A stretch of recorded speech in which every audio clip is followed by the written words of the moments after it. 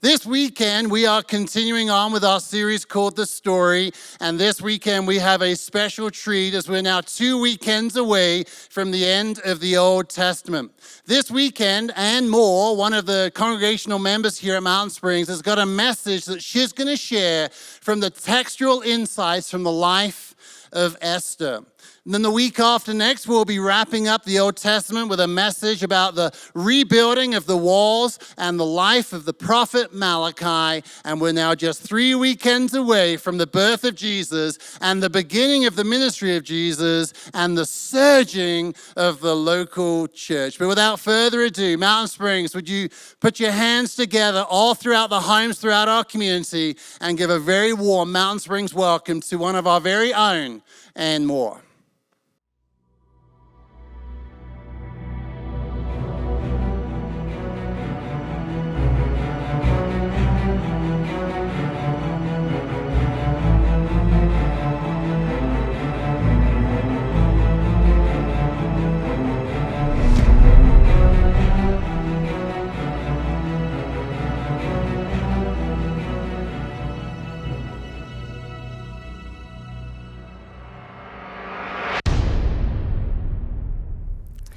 Recently, while driving with my 11-year-old son, Malachi, he and I were talking, we were listening to the radio. You know how kids are, you're like desperate for a moment of silence in the car, and they just won't stop talking. And we were listening to the radio, and there was an ad on it, a political ad, and Malachi was just trying to figure it out. He's trying to understand our world. And as I'm explaining things to him, he looks at me with this sad, solemn look on his face. And he's like, "Mom, I wish I were born at a different time. I wish I were born at a different time." Does that statement resonate with any of you? Does it resonate? He was feeling overwhelmed, maybe powerless, maybe even hopeless. It seems like in our world, right? It's like every other day, we find out of a new natural disaster or countries at war or internal strife. There's always some circumstance going on that can make us feel overwhelmed. The beauty of diving into Esther here, the thing that I am so excited about is that while her life is typically described as beautiful and courageous, and she absolutely is, what we're going to look into here is that she was actually born in a pretty dark time in Jewish history. The Jews, they had been exiled for over 100 years. And yes, about 30 years ago, so they've been exiled for 70 years, some of them returned back to Jerusalem, but some stayed. Some stayed in Persia, in Susa, we don't know why. Esther's family is one of those that stayed. God is not even actually mentioned in the book of Esther. It's like, has God left these people? Is he even here? And we will see this. We're going to see this upper story picture going on. And it's like Esther is a willing participant in it all. Esther, her in particular, she's a young woman. She's a young woman. She's an orphan. Her parents died. We don't know how that happened. And she's being raised by her older cousin Mordecai in this foreign land. Okay, if anybody can say, "I just can't even," and I hate that phrase, that one gets under me, but she has that right. If anybody can say, "I just can't even," it's Esther. If anybody can feel overwhelmed or powerless or helpless, it is Esther. But through her life, we get to see that each one of us has an assignment, at least one, probably multiple. There are obstacles for sure, but where God asks, he equips. And in her life, we really get to see that our loyalties are revealed one obedience at a time. So we're going to dive right in with Queen Vashti. Queen Vashti has been kicked out, given the boot, no longer allowed in the palace. She is fired. Why? Because she defied the king. The king was having a party with his boys, and they thought, in their intoxicated state, that it would be fantastic if they invited Queen Vashti to join them. She said no, because what woman wants to be the only lady there at Drunken Boys Night? Am I right? I don't want to be there. So she is fired. The king makes a law in that moment that she's no longer queen. And these laws that are made in this country, they stick. They are not changed. You can't reverse them. It's important for later. So that's all Esther 1. It's crazy. You can read about it. We're going to dive in to Esther 2. Esther 2, 1 through 4. After these things, when the anger of King Ahasuerus abated, he remembered Vashti and what she had done and what had been decreed against her. In other words, he's lonely and he's missing his queen. He's kind of regretting that decision. Then the king's young men who attended him said, "Let beautiful young virgins be sought out for the king, and let the king appoint officers in all the provinces of his kingdom to gather all the beautiful young virgins to the harem and Susa, the citadel, under the custody of Haggai, the king's eunuch, who is in charge of the women. Let their cosmetics be given them, and let the young woman who pleases the king be queen instead of Vashti." This pleased the king, and he did so. So this order goes out from the king, this edict, and Esther's assignment begins. Our first point is that all of us have an assignment. All of us have an assignment, at least one. These are those twists and turns in life that you never planned on. These are those things that the Lord can use to grow us, Now, Esther, we don't know her plans. As far as we know, she could have wanted to marry some respectable Jewish man, have 15 or so babies, raise them up to love the Lord, have him by her side as she goes to be with him. For Zach and I, my husband, we had plans. We had a 5-year plan. It was going to be awesome. We were going to get married. We were going to wait 5 years to have kids. We were going to, own our own home, be financially stable, maybe travel, like the sky's the limit. And instead, 6 months in, we find out I'm pregnant. Now, we know how this happens. People would ask us, and after kid after kid after kid, we know. But aren't we just all like the perfect parent until you actually have kids? Am I right? This parenting thing, it's tough. It's tough. That is one of our assignments. What's yours? What's your assignment? Maybe you're on the other end and you've been hoping and praying for children and that hasn't been answered. Maybe you're financially insecure because of some of this virus stuff and you don't know what the next week is going to look like in your job. Maybe you're taking care of aging parents that you didn't quite expect all of the medical everything. Maybe you've just lost somebody and you're in that grieving process. Maybe your marriage is tougher than you ever dreamed and you're like, I didn't sign up for this. This isn't what I wanted. Okay, for Mordecai, he became a parent in a totally different way than he ever imagined.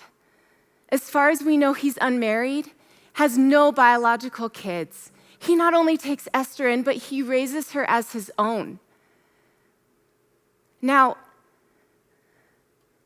it's not just the assignment. We all have those. It's how we respond to those assignments. Track with me here. It's how we respond. All right, Esther, did you catch it in the text? It says that the king appointed officials to gather the young, beautiful virgins. Gather them. That means take them from their homes. She is not wanting this. This isn't a beauty pageant that she signed up for and she's super excited and she's prepping and primping and she's just like, yes. She is voluntold. She is being gathered with all the other women. All right, this is a tough assignment. So the way that she responds is she walks in that next step of obedience. She goes. She could have, I mean, if this was me, if I'm honest, I might just try to elope. I might try to get out of this situation, hide, I don't know, go to Jerusalem where some of the other Jews are. I don't know what I would have done, but in essence, I would have been folding my arms and being defiant to what God had, to what this assignment is. But she goes. She does it, and that's what makes Esther's life so extraordinary, is that it's like she's this willing participant in God's upper story. We're gonna look at how she goes here to the harem, how it unfolds. Esther 2, 7-9. The young woman had a beautiful figure and was lovely to look at. When her mother and her father died, Mordecai took her in as his own daughter. So when the king's order and his edict were proclaimed, and when many young women were gathered in Susa, the citadel, in the custody of Haggai, Esther also was taken into the king's palace and put in the custody of Haggai, who was in charge of the women. And the young woman pleased him and won his favor, and he quickly provided her with her cosmetics and her portion of food. And with 7 chosen young women from the king's palace, and advanced her and her young women to the best place in the palace. She was there because she was beautiful, absolutely. That's how she got her foot in the door. But she was there. Think with me. Imagine with me what's going on here. All those insecurities that we all have. I know we all have those things that we try to hide from people, that we don't want them to see. All of those insecurities would be coming to the surface. These women were from the whole province. The whole province, that's from Ethiopia to India. This is a giant stretch of land. So many different skin types and hair types and all of that. It could have been so easy for her to just sit there and compare and feel insecure. Not only that, but the competition, people. The competition. What does this make you think of? There is one spot as queen, and everybody else, they actually don't go home. But it makes you think of The Bachelor. Am I right? The Bachelor. Instead of 25 to 30 women, so this is like The Bachelor on steroids. There is hundreds, maybe thousands of women all fighting for this one spot, the one rose. But instead of going home, if they don't get it, they get to be in the second harem for the rest of their life as concubines and getting a call from the king whenever he desires. This is a tough assignment, but Esther is walking one step at a time in obedience.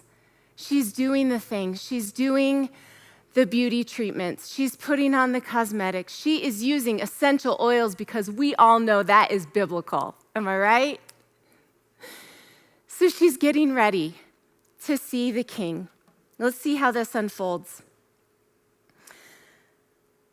Esther 2, 13-15. When the young woman went into the king in this way, she was given whatever she desired to take with her, from the harem to the king's palace. In the evening, she would go in, and in the morning, she would return to the second harem in custody of Sheashgaz, the king's eunuch who was in charge of the concubines. She would not go into the king again unless the king delighted in her, and she was summoned by name, by name.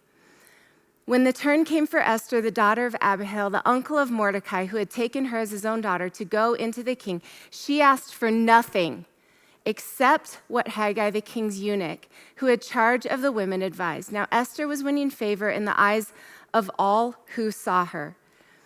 She goes to the harem, that first harem. She is not preoccupied with those insecurities, that competition. She is winning favor. She is doing that next right thing. Did you catch it in the text, though, what's going on? Like, this wasn't hard enough. She's already being taken from her family, having to do all of these beauty things, and now she has to go to the king. She has to go to the king for one night. It says in the text that she goes into the king for one night. That means what you think it means. She has a tryout. And if the king doesn't remember her name, if she is forgettable at all, then she gets to be a concubine.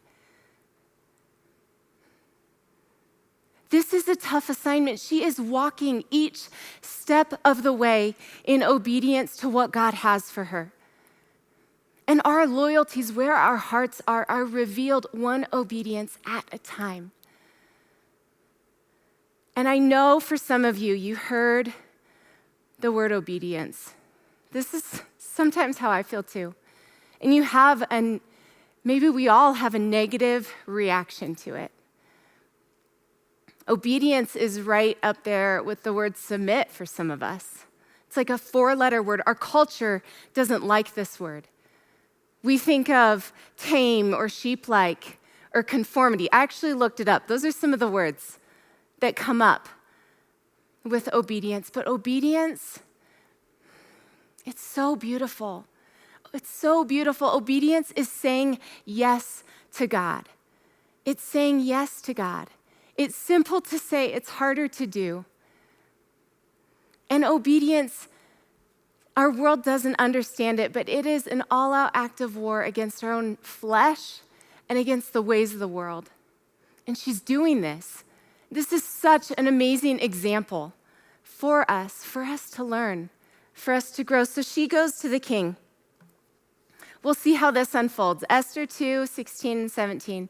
When Esther was taken, again, she's taken to King Ahasuerus, into his royal palace, the king loved Esther more than all the other women, more than them. And she won grace and favor in his sight more than all the virgins. So he set the royal crown on her head and made her queen instead of Vashti. The king had seen beautiful woman after beautiful woman. He was well aware. He was well aware with beauty. What made her stand out? What made her different? She had this humility, this teachability. She had obedience that forged this fantastic character. Maybe he couldn't even put his finger on it, what he liked about Esther, but he liked it. He liked it. He made her queen. This is beautiful.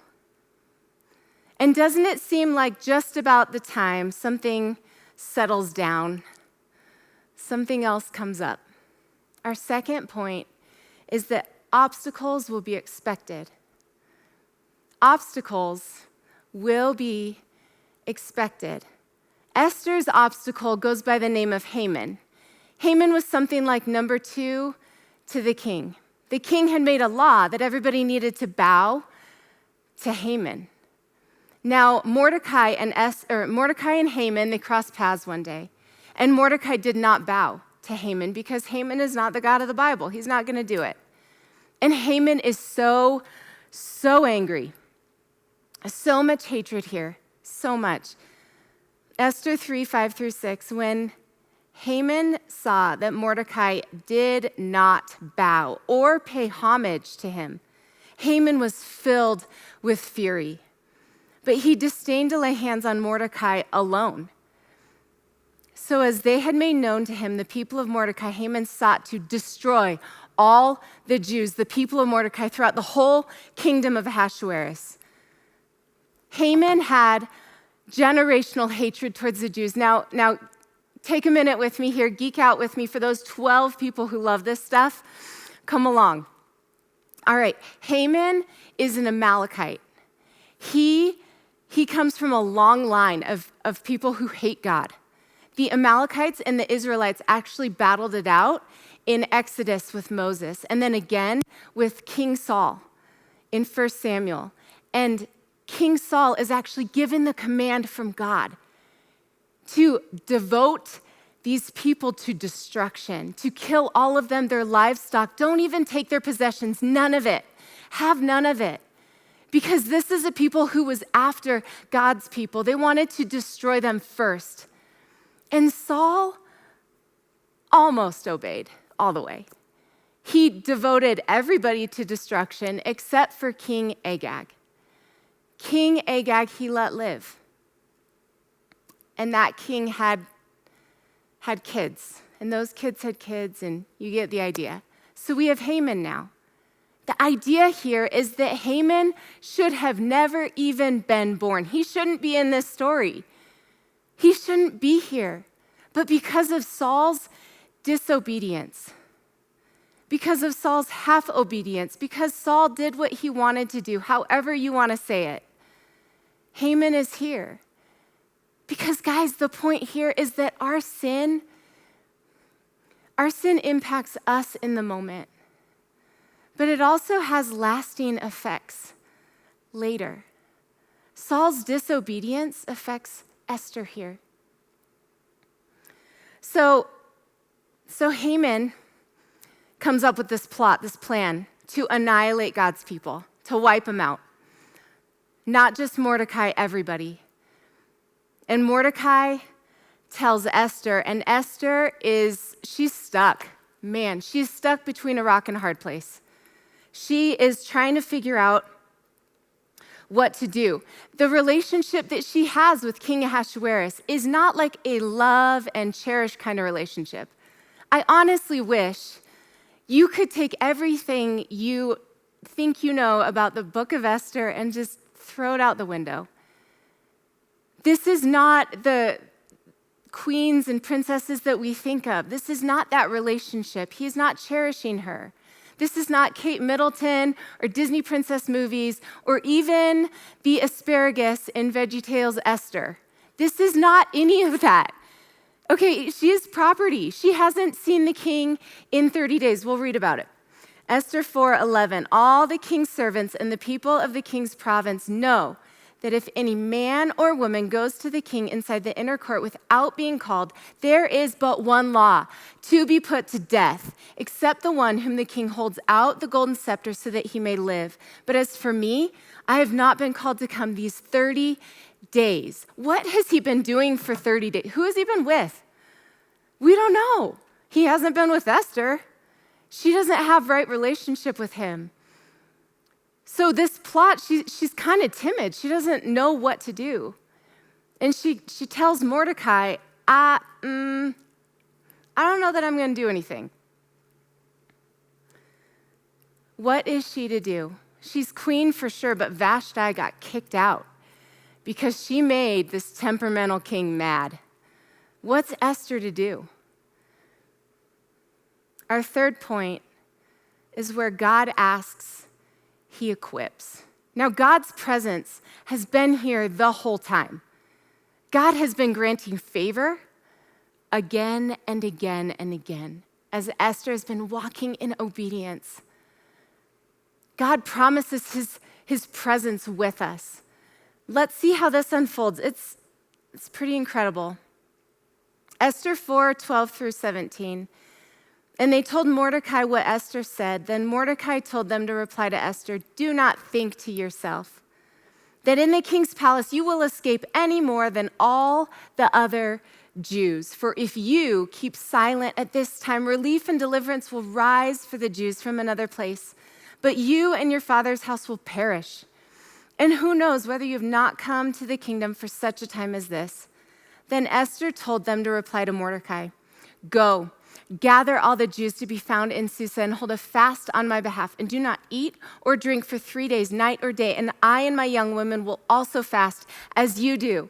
Then I will go to the king, though it is against the law, and if I perish, I perish. Mordecai then went away and did everything as Esther ordered him. Something changed here. Something changed in her. I mean, you don't say, if I perish without a certain confidence and conviction that only comes from God. She was walking in obedience. She was walking in obedience. So she and her young women, they go and they fast and they pray, and also the Jews in Susa, they do this. Is this the first time these Jews are seeking the Lord? They are desperate. Their lives are at stake here. Man, powerful things happen when we stop looking at what's going around and we focus our attention in on God in this kind of way. And God meets her. God meets her in a powerful way. He gives her a plan, and it is crazy. It's crazy because not many of us would do it. We'll see. We'll see here. The plan is, well, first of all, she goes to the king. The king grants her favor. He extends that scepter. It's all good. And she asks him in that moment to make him a feast for the king and for Haman. Yes, that Haman, the Haman who is set to annihilate her and her people. She's not even going to poison him in this meal. I mean, that might be my first thought. So she makes him a feast, and he loves it. And at that moment, he's like, come on, Esther. I want to give you up to half my kingdom. Just ask. This is her moment. She's totally teed up. She could have asked. This would have been what I probably would have done. I mean, her life is at stake here. The lives of her people are at stake here. But she walked in obedience. God told her when the right timing was. And she did that. So instead of asking in that moment for the lives of her people and her own life, she asked the king if she can make him another feast the next day along with Haman. And she does that. She does that, and after the feast, girl knew how to throw a party. I mean, the king was loving the attention. He's like, come on, girl, you got to tell me, what is it that you want? What is it that you want? And this is the moment. This is the moment. In a humble, straightforward way, she's like, I'd really just love for my life to be spared and the lives of my people. And the king is like, what? What is going on here? Maybe he was like, I worked so hard to find a queen, and now somebody's trying to kill you? I don't think so. Who is doing this? She looks over, like, not to point out the elephant in the room, but like that guy, Haman. And to make this story short, Esther 7:7-10, check it out. But in that moment, in that day, Haman is gone. The king kills Haman. So that's ended, but that law, it's still out there, right?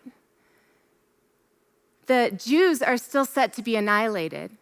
The king and Esther, they work together. They make a new law, and the Jews can now defend themselves. And he incentivizes the non-Jews to participate, to help the Jews. It's a beautiful story. It is. What do we do?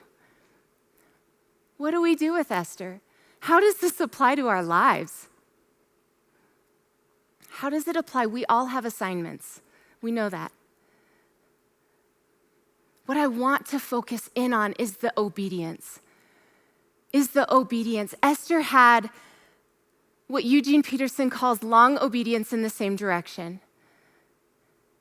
This grew her faith. This grew her trust in God. So when God asked her to do something big, it was just another yes. God has these things for us. Okay, Jesus came down. He lived a perfect life. He died and he rose again to give you life eternal. Yes, but he also came to give you life right now and the Holy Spirit to help you walk in obedience. This isn't a religious, you need to do this. This is by the power of the Holy Spirit. We walk in obedience because we are saying yes to God. God has this upper story plan. He is working things out. Romans 8:28 says, and we know that for those who love God, all things work together for good for those who love God and are called according to his purpose. While the circumstances we may not understand, it may feel like he is not working. It probably felt like that for Esther. He is working that upper story plan. And what is our response in it? Ephesians 2:10 says that he has work that he has prepared for us to do. And it is our response. This is how we worship God. This is how we say yes to him. This is how we love him. As we walk in that next step of obedience. Going back to that story with Malachi, what I wish I would have said to him in that moment is, Bud, we've got to stop looking around at our circumstances. There's nothing new under the sun. The details may look different, but life is always hard. Instead, we look up. We look up and we do that next step of obedience that God has laid out for us. Jesus, we thank you. We thank you that you are good, you are trustworthy, you are always working. We can trust that. And you invite us to participate with you. You invite us to be a part of the story. Individually, you see us, you know what's going on. Lord, may we respond. May we respond to the things that you are doing. May that your Holy Spirit stir our hearts. We love you. In your name, amen.